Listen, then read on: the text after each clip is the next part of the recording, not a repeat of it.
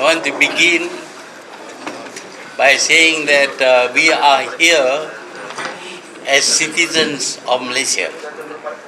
We are not representing any party or any NGO. Some of us are just individuals. So please make note of that, because there is a tendency to identify us as members of this party or that party.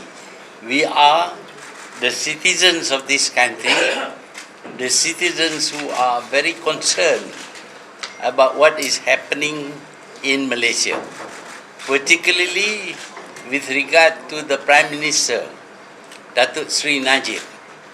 Datuk Sri Najib is involved in many scandals. None of the other Prime Ministers of Malaysia have been involved in such scandals. And the scandals are about money, huge sums of money which have been lost, and some of which have found their way into the private bank account of Datuk Sri Najib, and some of that money has been spent by Datuk Sri Najib. There was a sum of 2.6 billion which he claims, and we doubt. We question it. He claims it is from some very generous Arabs. The other part of the money that went into his account, a sum of about $42 million ringgit, was from SRC, a company that was initially a part of 1MDB, but subsequently was made a company under the Minister of Finance Incorporated. So there are two distinct sources of money that has gone into Najib's private account. But this has never been done before. No Prime Minister can have that amount of money in his private account.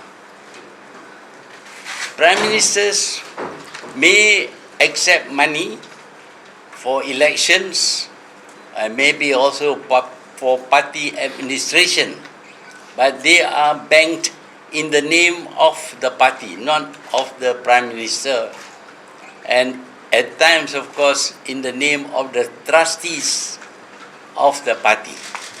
So this is very unusual, very questionable, that Najib should have these huge sums of money in his private account.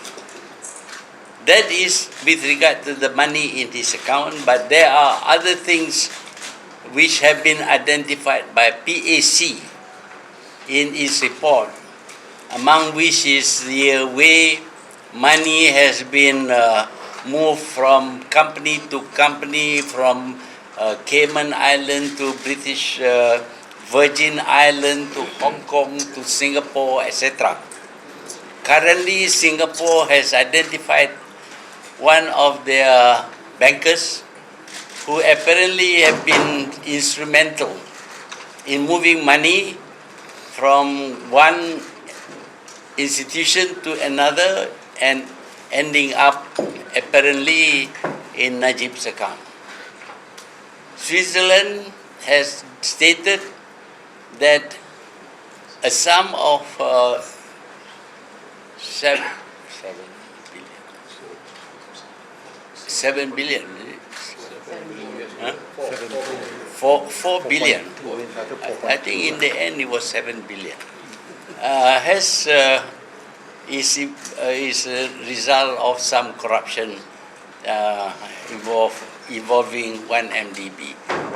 If you care to read all these reports in the foreign press, you will know that Malaysia's name is now mud. It is, nobody respects Malaysia, and certainly nobody respects the Prime Minister. But of course the Prime Minister is still smiling.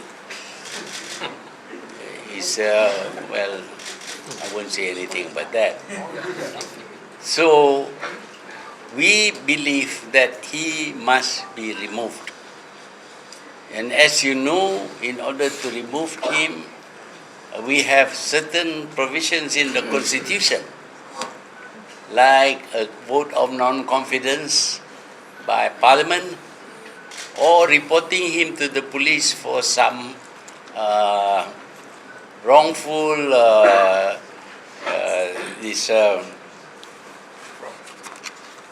fraud, for fraud and taking money that does not belong to him.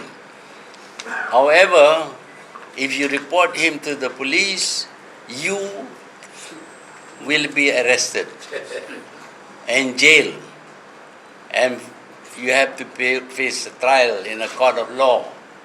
Also, if you have a lawyer to help you or to advise you, the lawyer also will be called in for questioning, detained, and then be charged in court for terrorism. This is what is happening. That is, if you resort to a report in a court to the police. But the other way is, of course, to have a vote of non-confidence. However, it is not possible to do that because somehow or other the government party, the BN, seems to be completely tied to Najib and believe in not questioning Najib about his money. They think he has a right to have the money and to spend the money. So those two means of redress are now close to us. And because of that, we have now to resort to a non-formal way of trying to get Najib to be removed from his post as Prime Minister. And the way we suggest is, of course, to get the citizens of this country to voice their view that Najib should be removed. To do this, we have issued we have drafted declaration by the people, by the citizens. We did this on the 4th of March this year.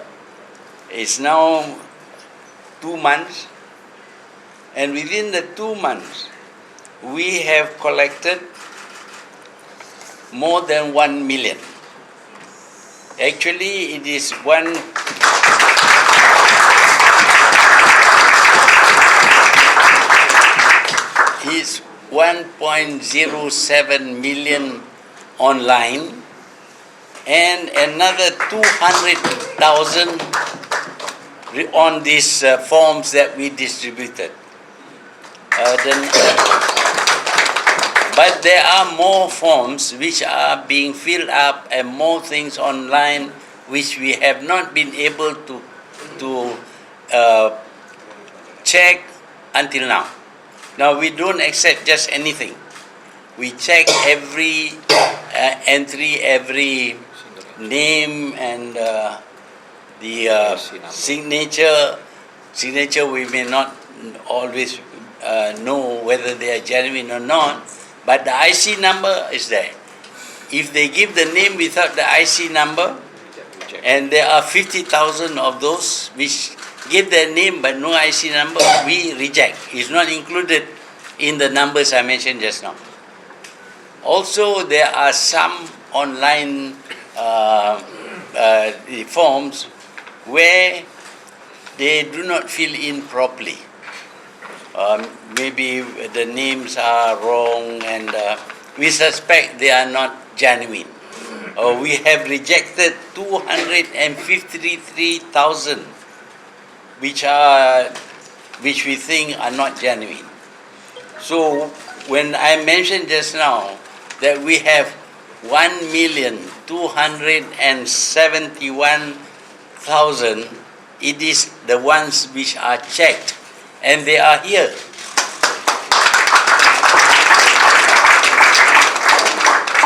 If you look here, you will see that the documents which are signed is more bulky than the boxes in front. Now the documents are really bulky because although there are only 200,000 of them, the amount or the size is very big. On the other hand, those which are from online, which have been checked, like these, you see how thick they are.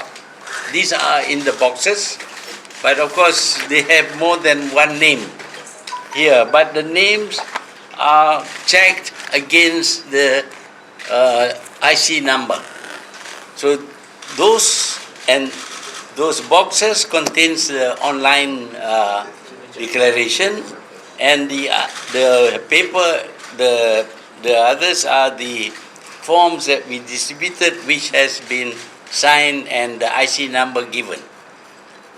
Altogether, they come to more than 1,270,000 collected in about 2 months. But there are lots more coming in. Of course, if we don't check, we don't accept it, we don't add to this, but we will be checking on all the new ones which are coming in. Even last night, after I gave a talk, there were a lot of new forms, new declaration given to me. This morning, there were about 4,000 coming in, but they are not been checked, so they have not been added. But in future, it's going to be more. And this campaign is not going to stop here. We are going to continue with this campaign to get as many people as possible to sign and give their IC number. We are up against some problem, of course. We find that some people have been going around threatening people who wanted to sign. In the villages, they go and tell the villagers, you sign this declaration, you will not get brim. For the civil servant, for the government servants, they were told if you sign, you will be in trouble. See, so this is something that is not right. People should be free to express their views on the government. But this is happening, and because of that, of course, many people are not signing. But there are some of them who are civil servants, who are in the government employ, who, despite everything, have signed. Some of them are probably from the uniform branches of the government. They have signed. The feeling on the ground is very, very strong. Whenever we go to speak to the people, thousands of people came up. In Kedah, for the first time when I spoke there were more than 8,000 people. Kedah people are like me. They are very lazy. They don't go out. But they came out, and they were from across all the political parties, race or religion. Everybody, Malays, Chinese, Indians, people who are identified as UMNO, PAS and other parties, they're all there. They're all there. And at these campaigns where I speak and Tansimuddin or Mokris or the other members here speak, people turn out and they sign. We have a table for them to come and sign, and they sign. Some people, we visit the night market, Pasar Malam, and they sign there also. And in any place, some individuals, without our help, asking them on their own, they have gone out to get the signatures. This is a colossal campaign, never seen before in Malaysia. I was asked by some Indonesian journalists today, why do you have a signature campaign and not a demonstration, street demonstration? Well, we can have a street demonstration. It serves some purpose, But when you sign on a piece of paper, that means commitment, real commitment. The only person who signs and is not committed is the Prime Minister. He never read. He did not read what is it on the paper and he signed. That's according to his lawyer.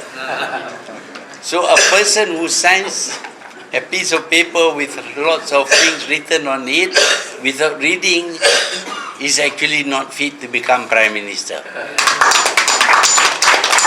But these people who sign our declaration, they sign fully knowing that they are committed, because they not only sign, they write down their IC number and we verify the IC number and the name. If they are not, they don't correspond, we reject that.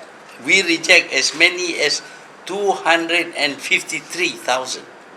See, we don't want any doubts about this. So if anybody wants to check to see whether the name and the IC correspond or not, they can check. What we have here can be checked by anybody. So this is a serious effort to tell the country, the people, the government and the rulers that the people of this country, the citizens, want to get rid of this Prime Minister. And as you know, we have the Citizens' Declaration 6.2. I think we will be distributing this to you afterwards. I want to just read to you what the declaration is all about. A. The removal of Datuk Sri Najib Tun Razak as the Prime Minister of Malaysia through non-violent and legally permissible means. A little bit of Gandhi philosophy. B. The removal of all those who have acted in concert with him. They must be removed. C. A repeal of all the recent laws and agreements that violate the fundamental rights guaranteed by the Federal Constitution and undermine policy choices. And finally, a restoration of the integrity of the institutions that have been undermined. And this include the police, MACC, Bank Negara, PAC, AG. All these people are no longer reliable, credible. So we think that the institution should be changed and restored so that they can function. As you know, in this country, as a democratic country, we divide the powers into three: between the legislative, the executive, and the judiciary. Currently, the powers of these three has been hijacked by Datuk Sri Najib. He controls the police, so much so that we find that the police carries out orders which are actually contrary to the provisions of the law, like accusing Khairuddin of being a terrorist. I think if you give him a gun to shoot, he will shiver and the gun will drop from his hand. That's Khairuddin. He's a very frightened man.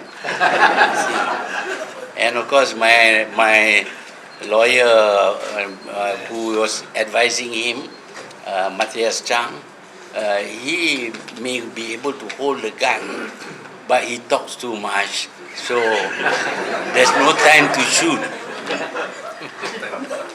So I don't know whether the others want to add to what I have said. Anything?